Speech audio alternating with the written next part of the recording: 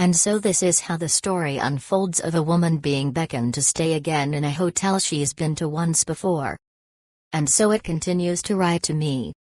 She tries to rope me in with interesting stories of the warm sea. It's probably all to work in his favor. He sends attractive images. After all, if I imagine how gorgeous it is there, as opposed to the gloomy and frigid climate here, maybe I'll take the bait. I respond in a terse manner. You never know, I might go. I haven't made up my mind yet. But he doesn't stop, he writes back again. So with ironic mockery and shadowy amusement, even with a slight irritation, told me a woman who has passed the 50-year mark. Let her name be Alexandra, for example. She had once stayed in a cozy private inn. The innkeeper has been sending her messages ever since. Of course, wanting to see her again as a guest, why else? Is it possible that he sympathizes with you, and that's why he writes? I dared to speculate. Alexandra only laughs at this conjecture, with a slight hinge, and retorts, "What's there to conquer? What is there to conquer? Years are not the same. The gray hair is showing.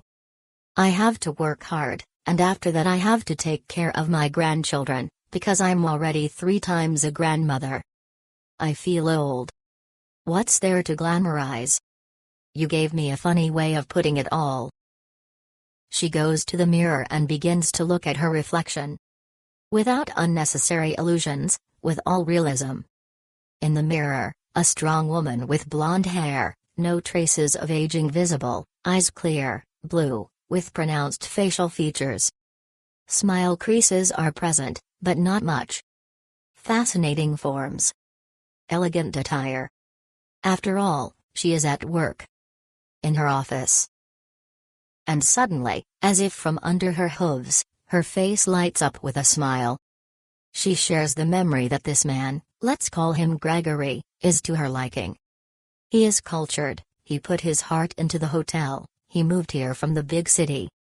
The hotel is tidy, everything is done with a soul, and the cost of the stay is very pleasant. Gregory every evening called her for coffee on the veranda, did not forget to show care. Everything is clear, to make her come back. Alexandra, returning to her previous thoughts, expresses less confidence in his words. She recalls his stories about life, about his wife who left early, about the faithful dog that spent a fleeting 15 years with him, told about his adult offspring and grandchildren. Was it all worth it for Alexandra to live in his hotel again for the sake of the upcoming income? In the shower, she begins to argue with herself. At first she recalls moments of kindness, but then she convinces herself that it's all a clever advertising strategy. Clever marketing. Indulge the innkeepers, buy them a drink, and they'll come back for more. Isn't that right? No, it's not always like that. We've changed. We see even the most genuine feelings as self-interest and an elaborate plan. We look for traps and bait.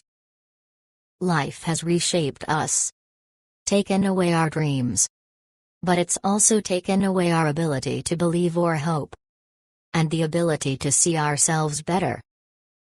Alexandra said wistfully, "Maybe I am. Maybe he liked me a little bit." His words still give off a certain warmth, and his messages too. But we've gotten used to the coolness.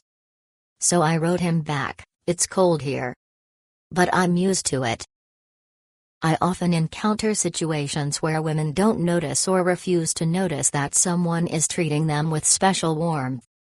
They are so used to the coolness of their feelings that they are afraid to be softened by the gentle waves of the southern sun, like snow queens, afraid to melt and feel the pain of loss again. They try not to build illusions. Perhaps it's easier to live without expectations, keeping one's composure and realizing that in the world things rarely happen for nothing. But she will still go there. After all, there were already thoughts about it, because the previous vacation brought her a lot of joy, the rest was of high quality and at a reasonable price. And what will be ahead, time will put everything in its place. It is pointless to anticipate such moments. And yet, perhaps someone cares about you. Not because you bring benefits or pay cash, life is not over yet. It's time to look at your reflection with purity and truthfulness, not cruelty and mockery.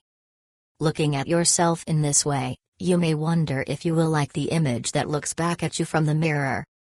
And, perhaps, it will be to the liking of those around you as well.